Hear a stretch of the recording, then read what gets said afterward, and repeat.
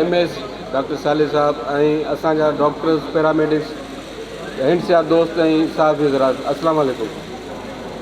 असां ये जो कोविड वैक्सीनेशन सेंटर जो अॼु इफ्तिताह आहे मलीर में मेमणगोड में ऑलरेडी असां वटि हाणे 3 सेंटर कमु करे रहिया आहिनि। हिकिड़ो थधो नालो, ॿियो किडनी सेंटर, टियों ही उन हवाले सां अञा अॻिते 15 तारीख़ खां कम्यूनिटी जी वैक्सीनेशन शुरू थींदी।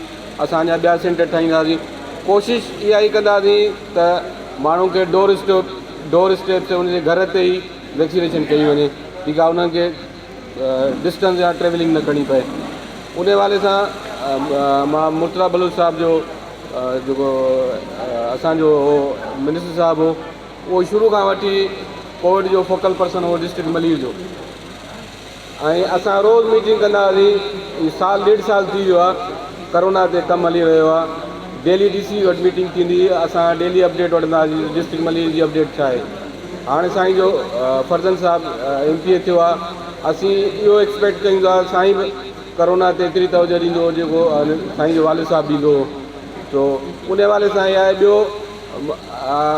ही सेंटर 24 असांजो 3 ॾींहं स्टार्ट हूंदो। मां जेके डॉक्टर पैरामेडिक जेके इन में कमु करे रहिया आहिनि उन्हनि खे मां इहा रिक्वेस्ट कंदुसि त ही पंहिंजे टाइम सां ड्यूटी कनि ऐं इन में का बि निगलिजेंसी बर्दाश्त न थींदी। छो गवर्नमेंट जो सॼो स्ट्रेस कोविड ते आहे। ठीकु आहे न, इन करे मां का बि कंहिंजी शिकायत थी त उन ख़िलाफ़ु एक्शन खयो वेंदो। ठीकु आहे, असां एज़ अ DHO मां सैटरडे बि ड्यूटी कंदो आहियां, संडे बि ड्यूटी कंदो आहियां। का छुट्टी न आहे जेसिताईं कोविड वैक्सीनेशन हले थी। तो महिरबानी करे इन खे सीरियसली वठो ऐं कोविड असांजी प्रायोरिटी में शामिलु आहे। ऐं हाणे त हेल्थ वर्करनि जी वैक्सीनेशन थिए पई। नेक्स्ट फेज़ कम्यूनिटी अचण वारो आहे। कम्यूनिटी बेस्ड जेका वैक्सीनेशन थींदी उन में तमामु घणी रश थींदी। तो सभिनी खे इहा रिक्वेस्ट आहे।